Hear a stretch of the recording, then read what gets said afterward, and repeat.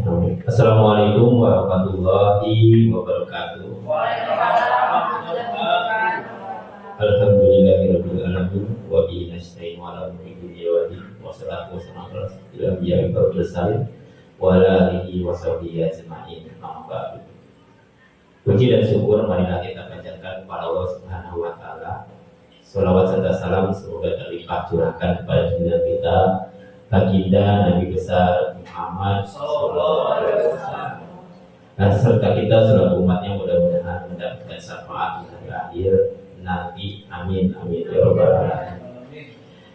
Baik Bapak Ibu, alhamdulillah kita bisa berkumpul dalam acara salah satu pemenuhan tugas dari Ibu Ella sebagai CGP angkatan ke-8.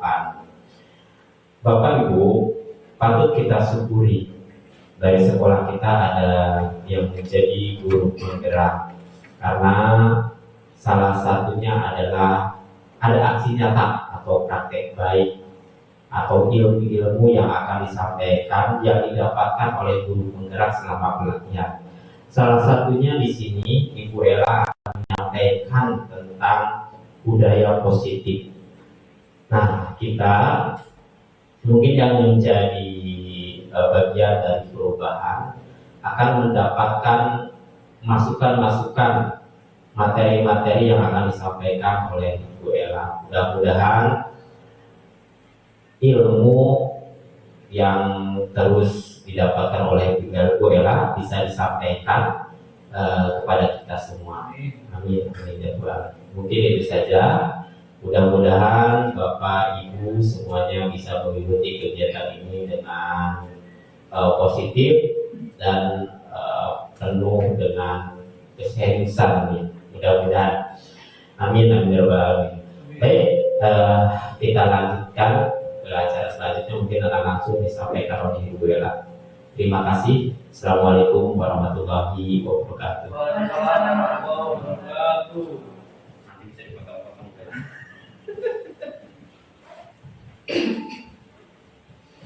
Assalamualaikum warahmatullahi wabarakatuh. Terima kasih kepada Bapak sekolah kita, yaitu Bapak Deden Samsul Huda, yang telah memberikan sambutannya sekaligus dukungannya kepada saya sebagai guru penggerak angkatan 8. Saya berdiri di sini bukan berarti saya lebih pintar Bapak Ibu semua. Saya hanya ingin berbagi pengalaman dan berbagi ilmu yang telah saya dapat dalam pendidikan di calon guru penggerak angkatan 8 ini. Yaitu saya akan mencoba berbagi ilmu tentang budaya positif.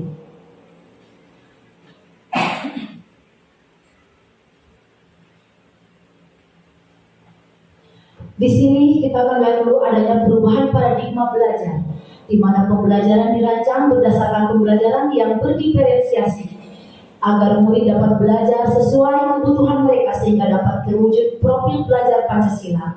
Yang ada di sini ada Ibu Bapak bisa lihat, dan ada nyanyiannya itu ya, yang belajar Pancasila, beriman dan bertakwa pada Tuhan Yang Esa dan berakhlak mulia. Berkebinekaan global, gotong royong mandiri, kreatif dan bernalar kritis. Oke. Filosofi pemikiran Ki Hajar Dewantara tentang tujuan pendidikan adalah menuntun segala kodrat yang ada pada anak-anak agar mereka dapat mencapai keselamatan dan kebahagiaan yang setinggi-tingginya, baik sebagai manusia maupun sebagai anggota masyarakat.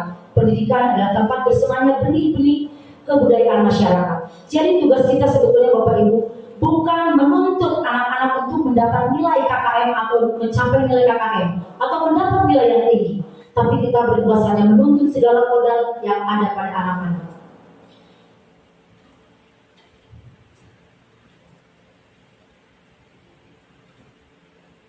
Guru diibaratkan sebagai petani. Kita ambil contoh perbandingannya dengan hidup tumbuh-tumbuhan. Seorang petani dalam hakikatnya sama kewajibannya dengan seorang pendidik. Yang menanam padi misalnya hanya dapat menuntut tumbuhnya padi, tidak mungkin padi itu berubah menjadi pohon jagung. Kita hanya dapat memperbaiki kondisi tanah, memelihara tanaman padi itu, menyemainya, memupuknya, dan memberi air, membasmi ulat-ulat atau jamur-jamur yang mengganggu hidup pohon padi itu. Jadi kita tidak bisa merubah kodrat anak.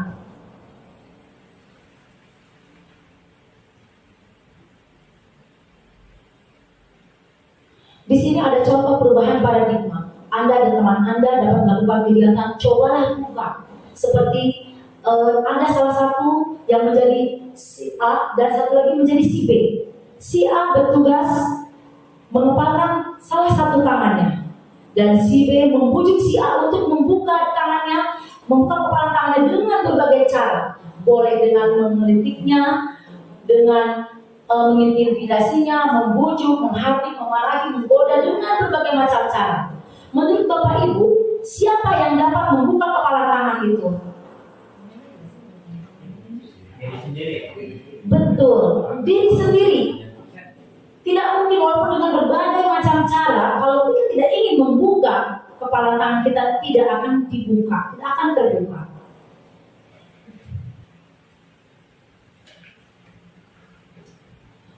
Apa sajakah yang harus dipahami? Dalam perubahan paradigma belajar ada disiplin positif, segitiga restitusi, kebutuhan dasar manusia, motivasi perilaku manusia, posisi kontrol restitusi, dan keyakinan kelas.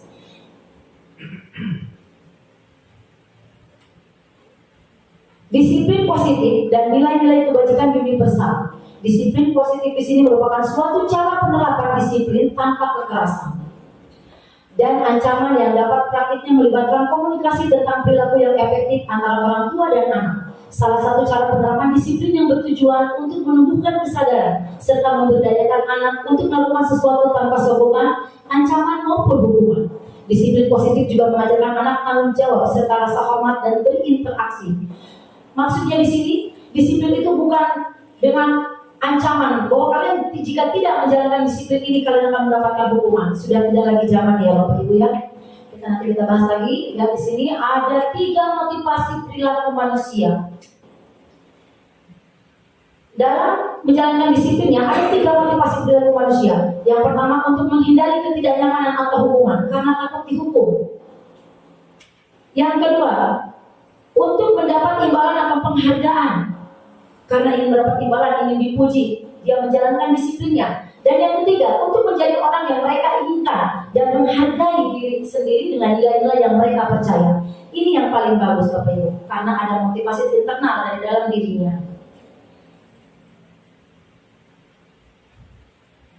Di sini ada hukuman, konsekuensi, dan restitusi. Dalam hukuman ada identitas gagal, sesuatu yang menyakitkan harus terjadi. Betul tidak? Dalam hukuman, kalau kita berbuat salah dan dihukum, apakah kita menerima hukuman itu dengan ikhlas, dengan senang hati? Walaupun tidak kita salah, belum tentu kita senang dengan hukuman itu ya. Betul tidak Bapak Ibu? Tidak nyaman untuk murid, apalagi untuk murid ya, tidak nyaman untuk murid atau anak untuk jangka waktu panjang. Mereka bisa menyimpan dendam karena ada hukuman yang membuat hati mereka terluka. Korban mendapatkan keadilan, ya untuk korban merasa senang karena yang berbuat kesalahan dihukum. Tapi untuk si pelaku, mereka bisa tidak menerima hukuman itu. Disiplin, konsekuensi, identitas sukses. Untuk suksesnya di sini, kalau memakai konsekuensi sesuatu harus terjadi. Tidak nyaman untuk murid atau anak untuk jangka waktu pendek, karena sudah disepakati. Korban bisa diabaikan. Kalau untuk restitusi merupakan pilihan. Menguatkan untuk murid atau anak dalam jangka waktu panjang, korban mendapatkan ganti. Nanti akan saya terangkan contohnya. Lanjut dulu. Hukuman, konsekuensi, dan restitusi. Identitas gagal hukumannya. Peraturannya adalah titik-titik. Kamu harus titik-titik. Jika kamu melakukan kesalahan, kamu harus mendapatkan hukumannya. Murid atau anak membenci peraturan. Ya, tidak semuanya anak mematuhi peraturan atau suka peraturan. Untuk identitas sukses atau disiplin, konsekuensi apa peraturannya, mampukah kamu melakukannya? Terima kasih. Di sini bahasanya sudah terlihat, tidak begitu membuat anak terikat. Murid atau anak menghormati peraturan. Untuk restitusi lebih baik lagi, apa yang kamu yakini? Apa yang bisa kamu lakukan untuk memperbaiki masalah ini? murid, anak menghormati dirinya dan orang lain. Cara kita membuat disiplin yang lebih baik untuk membuat budaya positif. Hukuman, konsekuensi, dan restitusi. Identitas gagal kehukumannya menyakitkan. Guru menjalani konsekuensi dengan menyalahkan, mengkritik, menyindir, dan merendahkan. Untuk disiplin konsekuensi, membantu guru menyatakan peraturan, melakukan peringatan, dan menerapkan konsekuensi. Menguatkan guru menyebutkan keyakinan kelas, membimbing kerendahan berpikir restitusi murid atau anak. Restitusi haruslah menjadi pilihan untuk menerapkan disiplin positif. Di sini ada hukuman atau konsekuensi. Contoh hukuman. Yang pertama, mencatat 100 kali di dalam kalimat, saya tidak akan terlambat lagi karena terlambat di sekolah. Menurut Bapak Ibu, kalau anak diberi hukuman seperti ini, mereka akan jerah atau tidak? Enggak. Kenapa Pak Heka? Karena cuma sebatas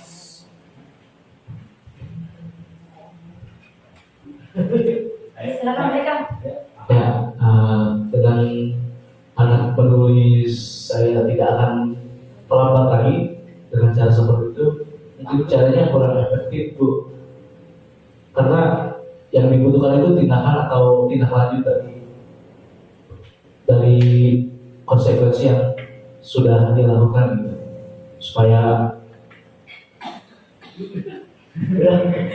demikian apa, Bu? Ya, betul. Pak Heka. Terima kasih sekali. Tepuk tangan Bapak Heka. Memang betul. Mencatat 100 kali contoh hukuman ya. Ketika anak diberi hukuman ini, jerah mungkin hanya saat itu saja. Besoknya mereka akan mengulangi kembali. Kenapa? Karena tidak muncul motivasi internal dari mereka. Karena ini membuat mereka, untuk mereka tuh menyebalkan, menyakitkan. Pernah jadi murid semuanya kan? Nah, kalau mendapatkan hukuman seperti ini senang tidak? Tidak. Lari mengelilingi lapangan basket 2 kali karena terlambat hadir di sekolah. Ada lagi membersihkan coretan yang dibuatnya di meja. Kalau ini lari mengelilingi lapangan basket 2 kali karena terlambat hadir di sekolah. Menurut Bapak Ibu bisa diterima sebagai hukuman atau konsekuensi? Lari mengelilingi lapangan basket 2 kali karena terlambat hadir di sekolah. Boleh tidak? boleh saja. Kalau pelajaran olahraga boleh. Ya, ini karena terlambat hadir di sekolah, tapi kalau bukan pelajaran olahraga tidak boleh. Untuk pelajaran olahraga betul. Bapak kepala sekolah kita memang hebat. Nomor 3, membersihkan coretan yang dibuatnya di meja. Boleh? Boleh. Boleh, tidak menyakitkan karena mereka belajar bertanggung jawab. Murid diminta untuk push up 15 kali karena tidak menggunakan masker ke sekolah. Tidak boleh. Menggantikan kertas tugas teman yang telah dicoret-coret. Boleh. Berjemur di lapangan basket pukul 12 siang karena mengobrol dengan teman. Ya, dua hebat semua ya ternyata. Lanjut ya. Dihukum karena penghargaan. Nah ini kenapa dihukum karena penghargaan ya? Aneh kan? Kok dihukum karena penghargaan? Penghargaan ternyata tidak efektif. Selama ini saya baru tahu. Kirain saya kalau anak berprestasi berilah hadiah. Mau misalnya hadiahnya cuma buku atau apa, ternyata setelah saya masuk ke CGP dihukum karena penghargaan. Saya baru tahu. Penghargaan tidak efektif. Hanya jika Anda melakukan hal ini, maka Anda akan mendapatkan penghargaan yang diinginkan. Penghargaan menurunkan kualitas penghargaan. Mematikan kreativitas penghargaan merusak hubungan, akan merasa iri, dan sebagian dari mereka tidak menyukai orang yang diberikan penghargaan. Bapak Ibu tidak bisa merasakan bagaimana sedihnya anak yang tidak mendapat hadiah. Ketika misalnya ada yang juara 1 atau apa yang diberi hadiah, yang anak yang tidak juara 1 bukannya mama betul ingin mendapat juara, tapi kalau dia tidak bisa dia akan merasa sedih. Saya baru tahu. Tadinya saya juga suka memberikan, misalnya yang tidak bisa menjawab saya beri pensil, beri pulpen. Ternyata ini tidak baik. Dihukum karena penghargaan. Penghargaan mengurangi ketepatan. Penghargaan menghukum mereka yang tidak mendapatkan penghargaan. Misalnya dalam sistem ranking, mereka yang mendapatkan ranking 2 akan merasa paling dihukum. Bapak kepala sekolah saya sudah lebih dulu tahu, ternyata saya baru tahu. Nah ini yang paling bagus Bu. Motivasi dari dalam diri atau intrinsik. Saat seorang anak belajar untuk pertama kalinya, menggabungkan huruf-huruf dan kata-kata serta menyadari bahwa ia dapat membaca, timbul di pijar bola matanya itu binar-binar kebahagiaan dan sebuah senyuman di wajahnya. Anak tersebut begitu gembira bahwa ia telah mempelajari dan menguasai suatu keterampilan baru. Kesadaran sudah merupakan sebuah penghargaan. Ini saja sudah membuat mereka menjadi berharga, sangat berharga, dan akan diingat selamanya sama mereka. Tidak usah diberi hadiah-hadiah. Jika kita memberikan penghargaan kepada seorang anak pada saat dia sedang merasa bangga dengan pencapaiannya sendiri, maka kita akan mengambil kegembiraan yang saat itu sedang dirasakan secara alamiah. Baru tahu saya deh Pak. Bapak Ibu udah tahu? Baru Sama berarti. Ini restitusi. Restitusi, sudah mendengar apa kata restitusi? Ada yang sudah tahu restitusi selain dari kepala sekolah? Nggak usah ditanya cuma. Ada yang sudah tahu? Restitusi adalah proses menciptakan kondisi bagi murid untuk memperbaiki kesalahan mereka, sehingga mereka bisa kembali pada kelompok mereka dengan karakter yang lebih kuat. Restitusi juga merupakan proses kolaboratif yang mengajarkan murid untuk mencari solusi untuk masalah mereka dan membantu murid berpikir tentang orang seperti apa yang mereka inginkan dan bagaimana mereka harus memperlakukan orang lain, seperti kutipan dari Carlson Gosen 1996. Kita tahunya ketika anak berbuat salah, kita memberikan hukuman, ya. Ternyata hukuman itu tidak efektif. Di sini ada ciri-ciri restitusi. Yang pertama, restitusi bukan untuk menebus kesalahan, namun untuk belajar dari kesalahan. Yang kedua, restitusi adalah tawaran, bukan paksaan. Yang ketiga, restitusi menuntut untuk melihat ke dalam diri. Dan restitusi mencari kebutuhan dasar yang mendasari tindakan. Restitusi diri adalah cara yang paling baik. Setelah restitusi, kita keyakinan kelas. Sudah tahu tentang keyakinan kelas? Kalau peraturan kelas ada ya? Semuanya ada, dari kelas 1 sampai 6. Kalau peraturan kelas ada? Peraturan kelas ada? Ya. Keyakinan kelas merupakan sesuatu yang dapat diterapkan di lingkungan kelas tersebut. Pembuatan keyakinan melibatkan semua warga kelas melalui kegiatan curah pendapat. Keyakinan kelas ditinjau kembali dari waktu ke waktu. Keyakinan yaitu nilai-nilai kebajikan universal yang disepakati secara tersirat dan tersirat, lepas dari latar belakang suku, negara, bahasa, dan maupun agama. Nanti kita akan belajar membuat keyakinan kelas. Nah, ini ada ya. Mengapa keyakinan kelas? Mengapa tidak peraturan kelas saja? Kalau peraturan kelas kan sudah ada. Kenapa? Ini jawabannya. Seseorang akan lebih tergerak dan bersemangat untuk menjalankan keyakinannya daripada hanya sekedar mengikuti serangkaian peraturan tertulis tanpa makna. Dalam peraturan kelas sudah ada kata-kata jangan nggak? Jangan mencontek, jangan membuang sampah sembarangan. Dalam keyakinan kelas tidak ada kata jangan. Kata-katanya positif. Buanglah sampah pada tempatnya. Ini dirubah bahasanya, jangan membuang sampah sembarangan, dirubah menjadi buanglah sampah pada tempatnya. Kalimatnya diubah menjadi kalimat positif. Dan membuatnya juga harus bersama-sama. Oke, ini di sini ada pembentukan keyakinan kelas. Yang pertama, keyakinan kelas bersifat lebih abstrak daripada peraturan yang lebih rinci dan konkret. Yang kedua, keyakinan kelas berupa pernyataan universal. Yang ketiga, pernyataan keyakinan kelas senantiasa dibuat dalam positif. Yang tadi saya contohkan, jangan buang sampah sembarangan diganti menjadi buanglah sampah pada tempatnya. Keyakinan kelas hendaknya tidak terlalu banyak sehingga mudah diingat dan dipahami oleh semua warga kelas. Cukup sampai 8 ke bawah ya. Keyakinan kelas sebaiknya sesuatu yang dapat diterapkan di lingkungan tersebut. Semua warga kelas hendaknya ikut berkontribusi dalam pembuatan keyakinan kelas lewat kegiatan curah pendapat. Nah, untuk peraturan sekolah biasanya kan sekolah sudah mengadakan ya, sudah ada ya Pak ya. Kalau untuk keyakinan kelas, guru dan siswa bersama-sama membuat keyakinan kelas dan disepakati dan ada konsekuensinya. Bersedia meninjau kembali keyakinan kelas dari waktu ke waktu. Di sini ada prosedur pembentukan keyakinan kelas. Yang pertama, mempersilahkan warga sekolah atau murid-murid di sekolah atau kelas untuk bercurah pendapat tentang peraturan yang perlu disepakati di sekolah atau di kelas. Yang kedua, mencatat sebuah masukan-masukan para murid atau warga sekolah di papan tulis atau di kertas besar atau kertas ukuran poster, di mana semua anggota kelas atau warga sekolah bisa melihat hasil curah pendapatnya. Yang ketiga, susunlah keyakinan kelas sesuai prosedur.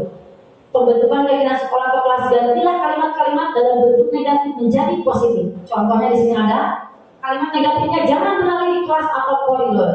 Dapat diganti dengan kalimat positif, berjalanlah di kelas atau koridor. Prosedur pembentukan keyakinan kelas ditinjau kembali dalam daftar curah pendapat yang sudah dicatat. Anda mungkin akan mendapati banyak pernyataan yang tertulis di sana, masih banyak yang berupa peraturan-peraturan. Selanjutnya, ajak warga sekolah atau murid-murid untuk menentukan gaya kebajikan atau keyakinan yang dituju dari peraturan tersebut. Contoh, berjalan di kelas, dengarkan guru, datanglah tepat waktu, berada di bawah payung yaitu keyakinan untuk saling menghormati atau nilai kebajikan hormat. Keyakinan inilah yang dimasukkan dalam daftar untuk disepakati. Prosedur pembentukan keyakinan kelas yang kelima itu tinjau ulang keyakinan sekolah atau kelas secara bersama-sama.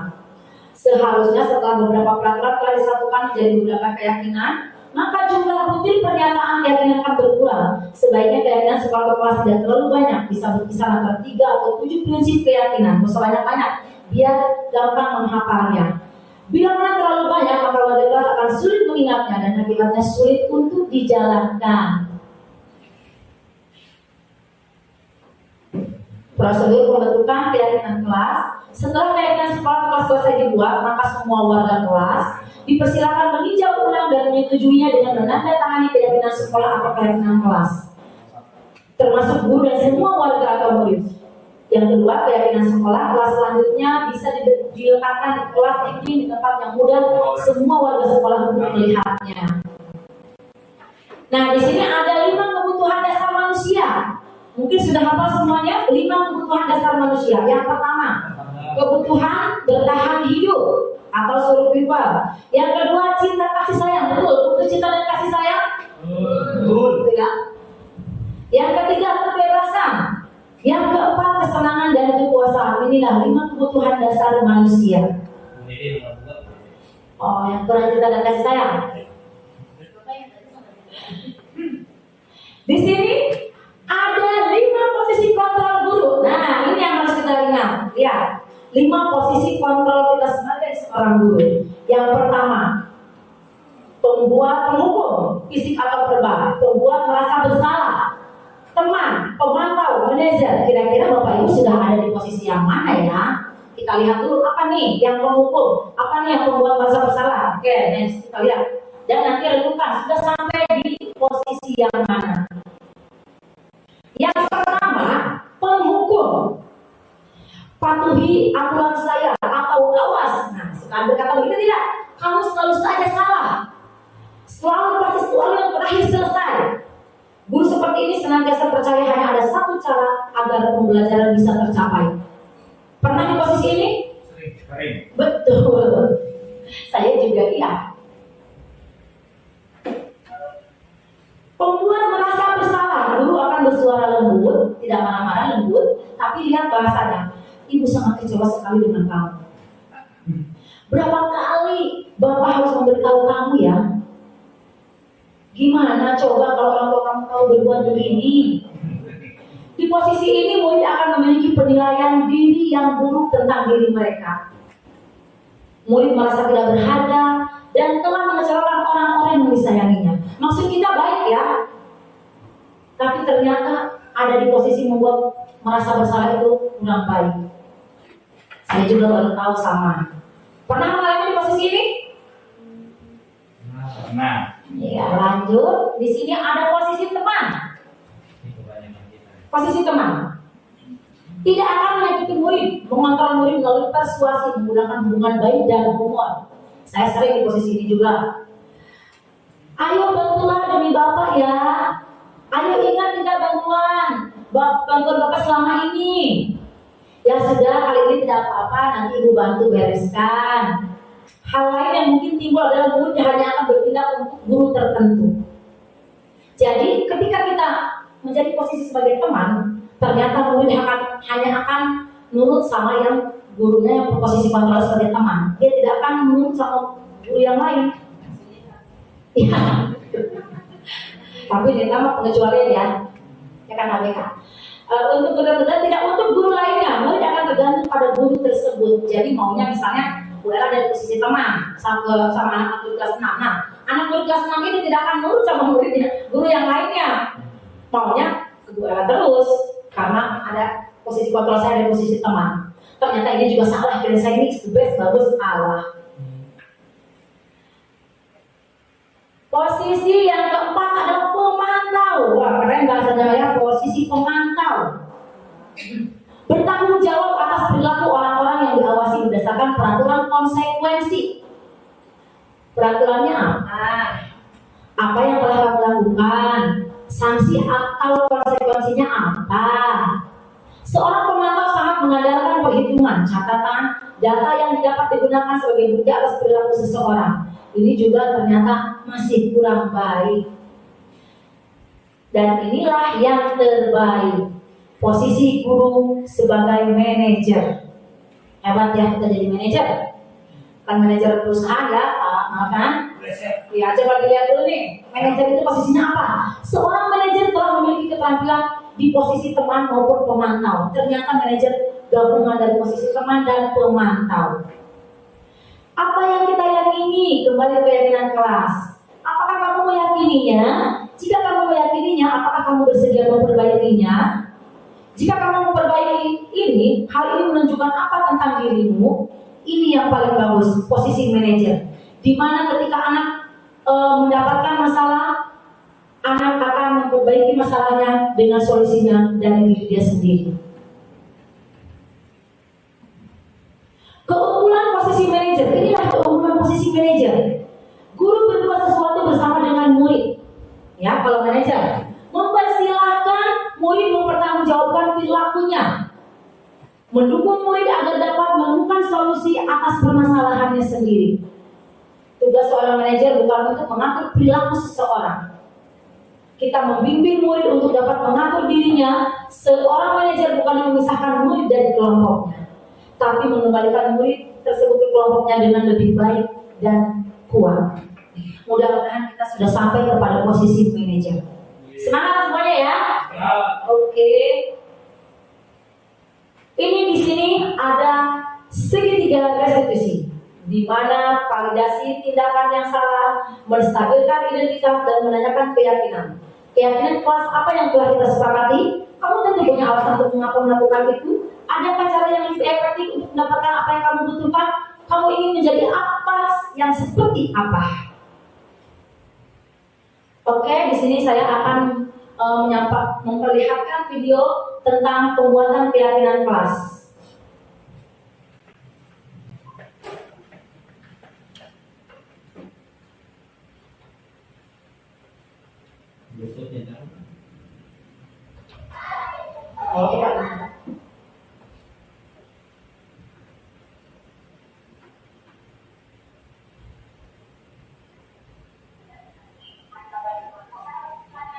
Cepat.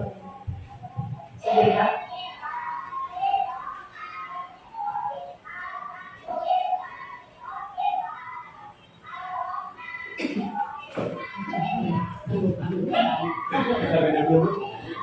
Dipercepat ini ya.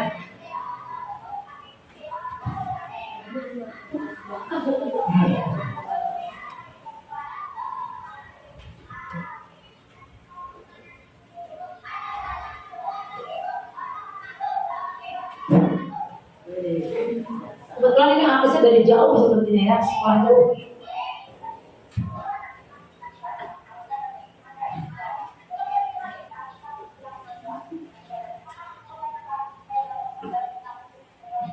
Cepetin yang udah ya.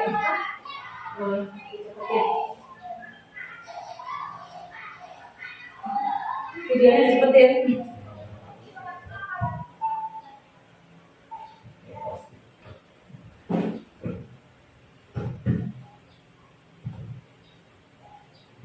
Nah, anak-anak diberi kertas post-it untuk membuat keyakinan kelas yang mereka yakini. Apa saja mereka akan menuliskan sesuai kehendak mereka. Datang tepat waktu. Datang sopan.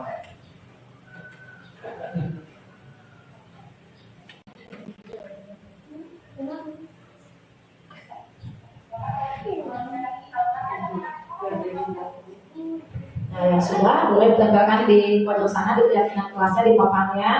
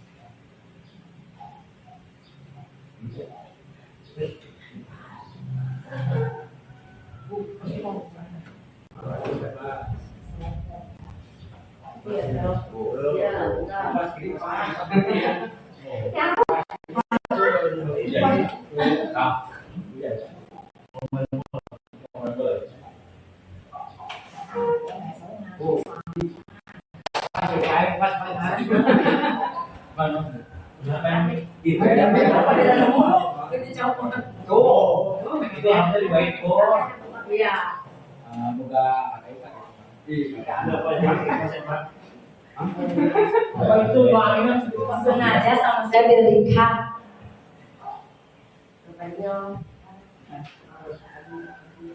Kadang-kadang sih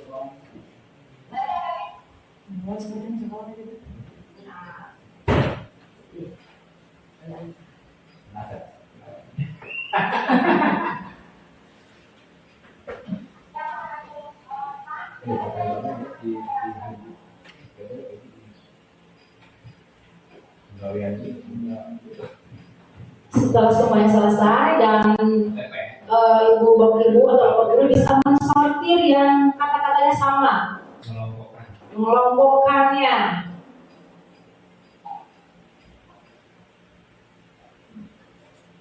Cuma di sini saya tidak membacakan keyakinan kelasnya karena ini kakak ya dalam kelas sebentar.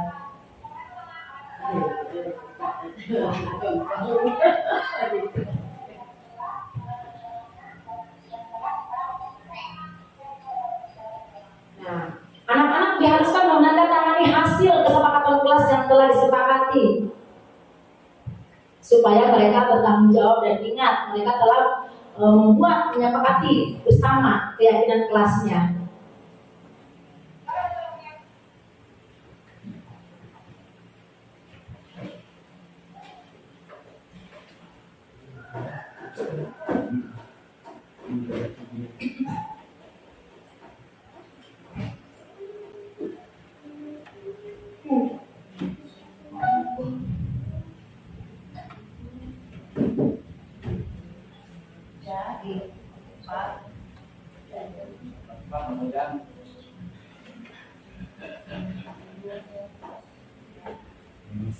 Dan di sini saya punya video, ini sudah dari kelas, punya video tentang restitusi segitiga.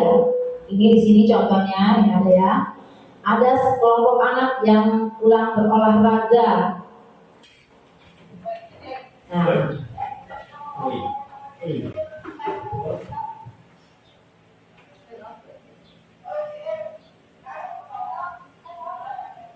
ini cara penyelesaian masalahnya.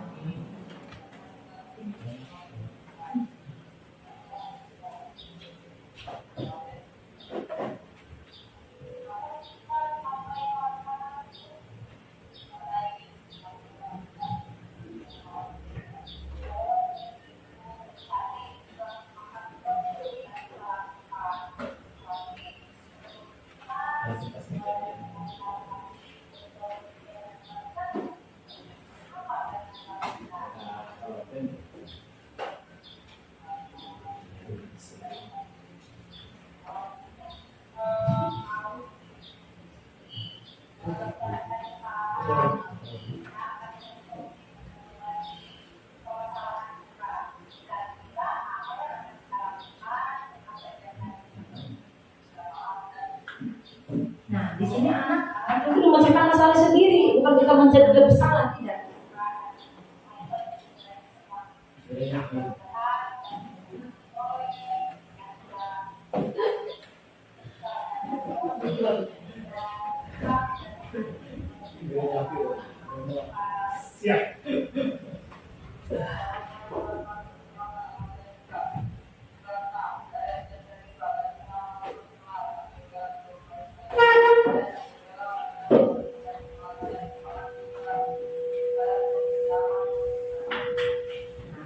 Seperti itu, terima kasih. Terima kasih. Semoga bermanfaat Bapak Ibu semuanya. Nah, itulah pembahasan ilmu dari saya tentang budaya positif. Semoga bermanfaat untuk Bapak Ibu semuanya. Atas perhatiannya dan kehadiran Bapak Ibu semua di sini, saya ucapkan banyak terima kasih. Wabillahi taufiq wal hidayah. Wassalamualaikum warahmatullahi wabarakatuh.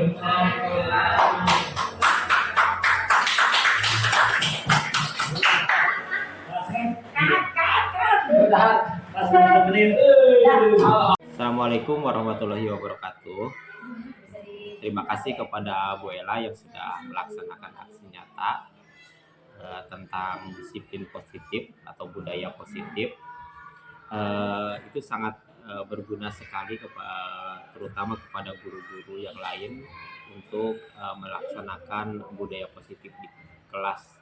Apalagi ini di awal tahun ajaran, jadi setiap kelas guru-guru akan mampu memerankan budaya positif dengan melakukan kesepakatan dengan murid-murid agar murid-murid tidak terbebani dengan yang sudah-sudah seperti aturan-aturan. Guru dengan murid membuat kesepakatan sehingga akan menjadi budaya sekolah yang lebih positif. Terima kasih. Assalamualaikum warahmatullahi wabarakatuh. Saya Neng Mulkia, guru kelas 1 kegiatan budaya positif dari Bu Ella Susilawati sangat bermanfaat khususnya buat saya.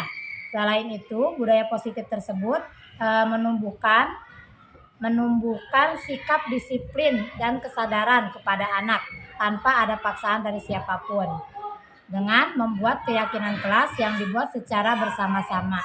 Saya juga mengucapkan terima kasih kepada Ibu Ella Susilawati yang sudah memberikan ilmunya tentang budaya positif dan semoga bermanfaat buat saya dan semuanya. Assalamualaikum warahmatullahi wabarakatuh.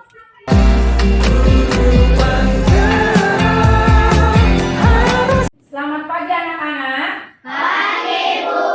Assalamualaikum warahmatullahi wabarakatuh. Sebelum memulai pembelajaran hari ini atau kegiatan hari ini, mari kita mulai dengan doa dulu. Silakan Sofi pimpin doanya. Teman-teman, sebelum kita belajar, mari kita berdoa dimulai. Bismillahirrahmanirrahim.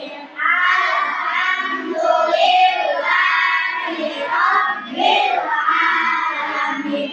Ar-Rahmanirrahim. Maliki yaumiddin. Iyyaka na'budu wa iyyaka nasta'in. Ihdinas siratal mustaqim.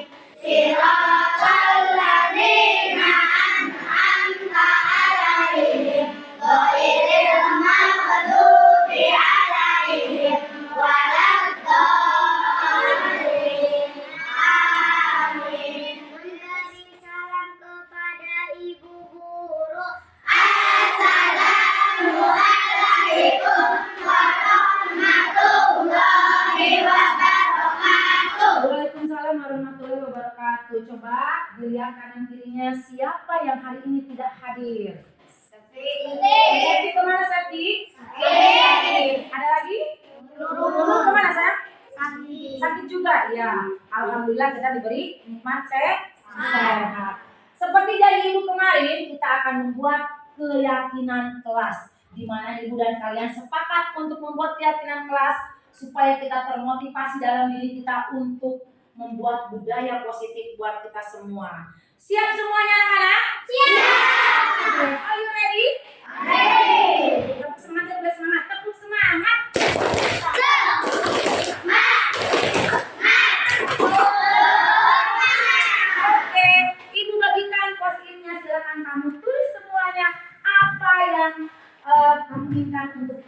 coba sepakati bersama ya. Sayang.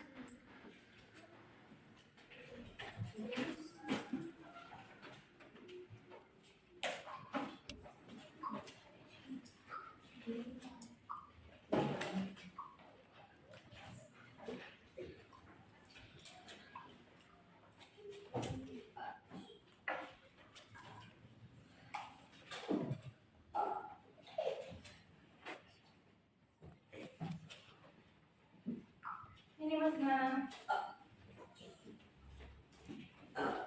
Semuanya kebagian, tenang.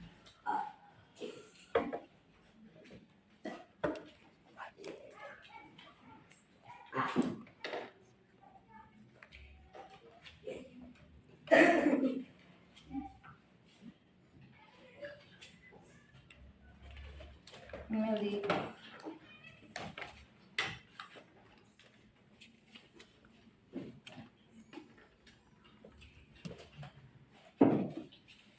Silakan kalian tulis apa yang kalian yakini. Kalau sudah, kalian bisa menempelkannya di papan keyakinan kelas kita.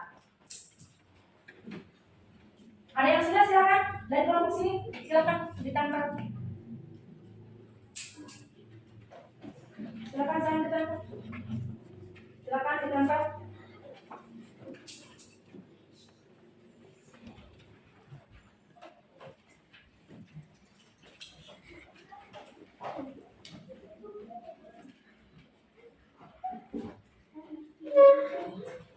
Silakan ditempel sayang.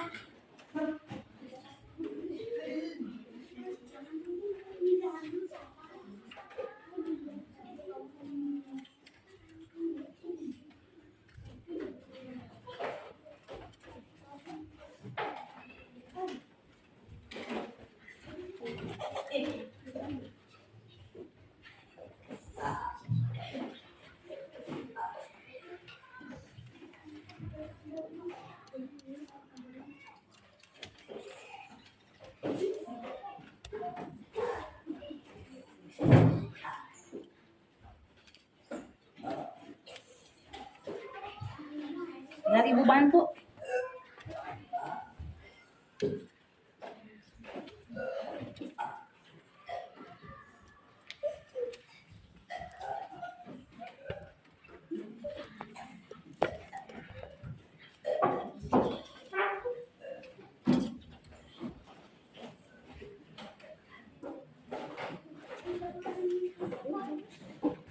Ayo yang laki-laki.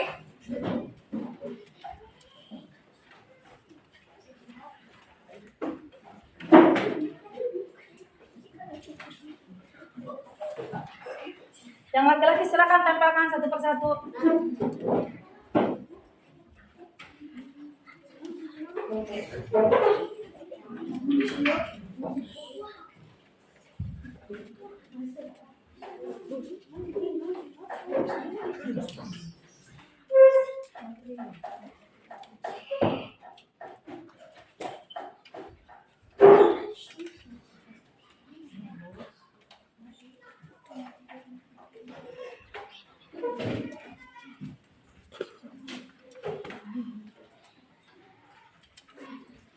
Ada lagi yang laki-laki? Nah, sudah?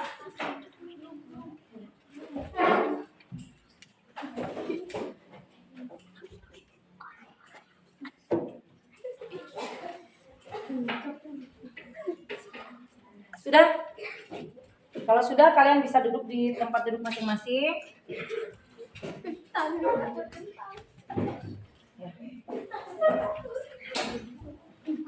Ya.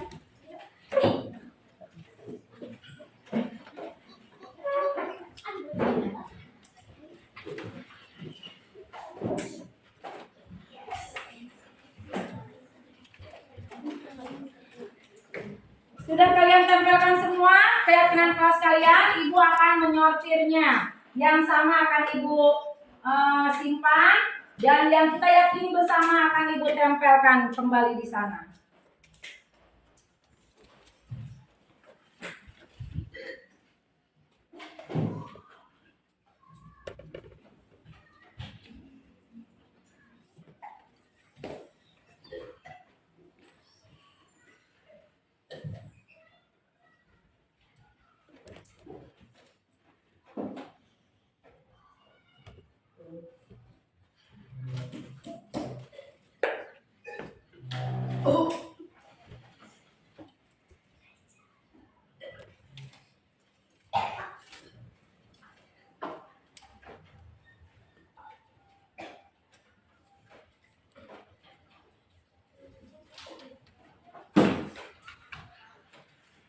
Inilah keyakinan kelas kalian yang akan kita yakini bersama.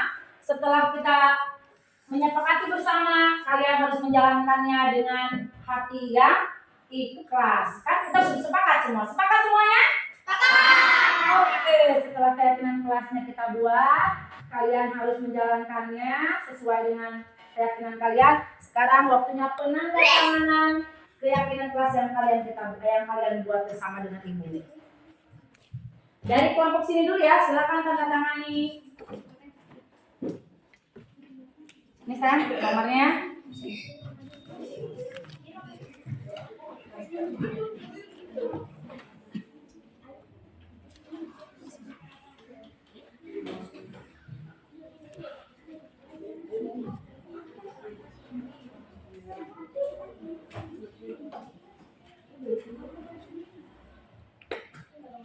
Silakan lanjutkan sama temennya.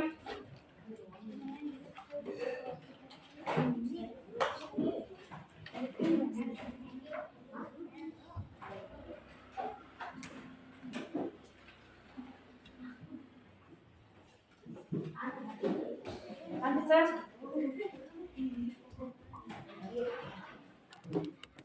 Silakan.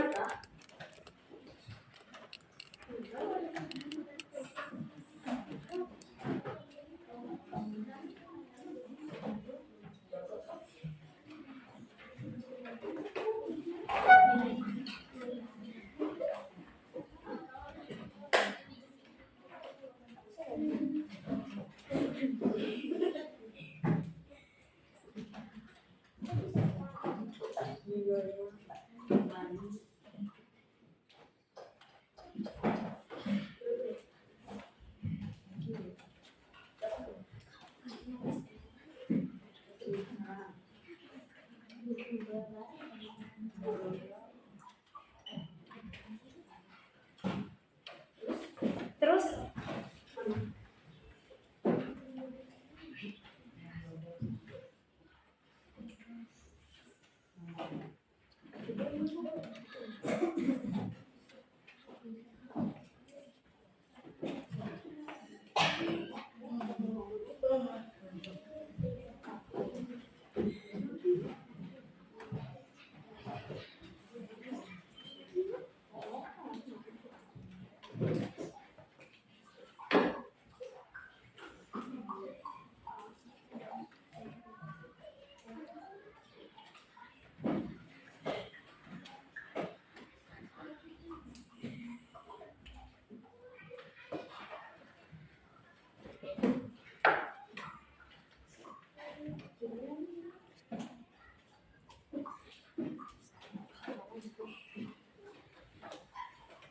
yang laki-laki silakan.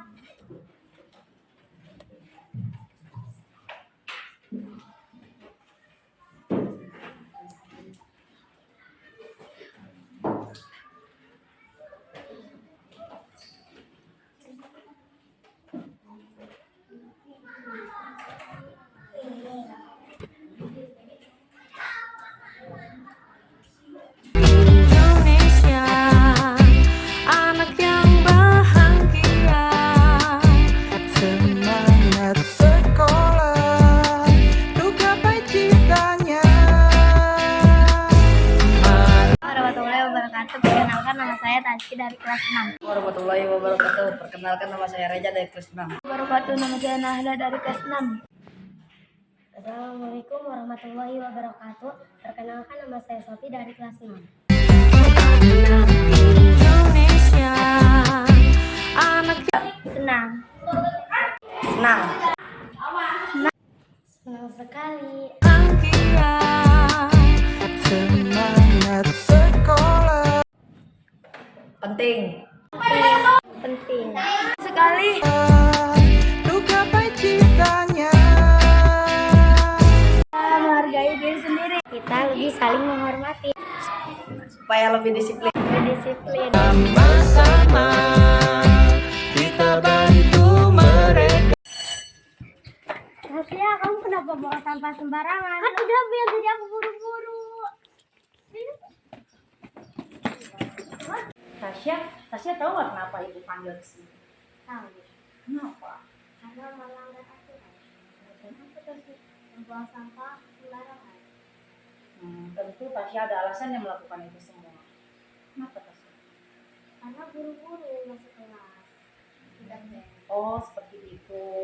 Tentu saja ibu juga mungkin pernah melakukan kesalahan, karena kesalahan itu manusiawi ya. Di sini ibu tidak mencari siapa yang salah, tapi kita mencari solusinya bersama. Menurut Tasya, perbuatan Tasya itu sudah memenuhi keyakinan kelas kita tidak? Keyakinan Tasya tahu keyakinan kelas kita itu apa? Membuang sampah pada tempatnya, saling menghormati, Dan menghargai diri sendiri. oh iya. Kalau Tasya sudah tahu kesalahan Tasya, terus apa yang akan Tasya lakukan untuk memperbaiki kesalahan Tasya? Membuang sampah pada tempatnya, mengambil sampah yang tadi dibuang sembarangan. Oh, bagus sekali Tasya. Ibu sangat bangga dengan Tasya.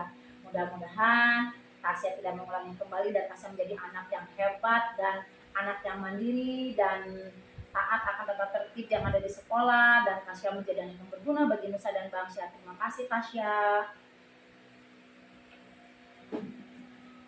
Assalamualaikum warahmatullahi wabarakatuh. Perkenalkan, nama saya Tasya Nurmila dari SDN Caringin 2.